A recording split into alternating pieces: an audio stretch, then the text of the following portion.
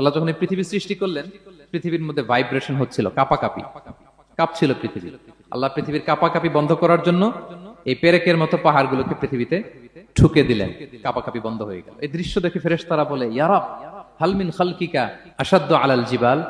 আল্লাহ, পাহাড়ের এত শক্তি, পৃথিবী কাঁপতেছিল, পাহাড় আপনি ঠুকে দিলেন, পৃথিবীর কাঁপাকাঁপি বন্ধ হয়ে গেল। আপনার সৃষ্টির মধ্যে পাহাড়ের চেয়ে শক্তিশালী কিছু আছে? আল্লাহ বললেন আছে। সেটা কি? আল হাদিদ। আল্লাহ বললেন সেটা লোহা। কারণ লোহা দিয়ে পাহাড় কাটা যায়, ঠিক কিনা? লোহার কথা শুনে ফেরেশতারা অবাক। লোহা পাহাড়ের চেয়ে শক্তিশালী?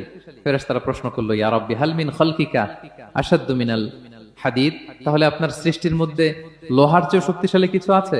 আল্লাহ বললেন আছে। কি সেটা? আন্নার, আগুন। কারণ আগুন লোহাকে কি করে?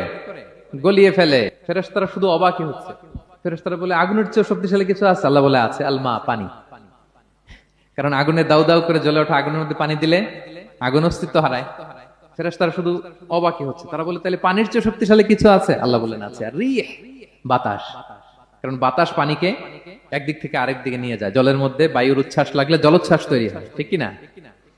ফেরেশতারা আবার অবাক হয়ে বলে তাহলে বাতাসের চেয়ে শক্তিশালী কিছু আছে? আল্লাহ বললেন আছে। সেটা কি? বলতেছে বনি আদম। ওই মানুষ শক্তিশালী যে গোপনে দান করে, এত গোপনে যে ডান হাত কি দান করলো, বাঁ হাত সেটা টের পায় না। পড়েন সুবহানাল্লাহ।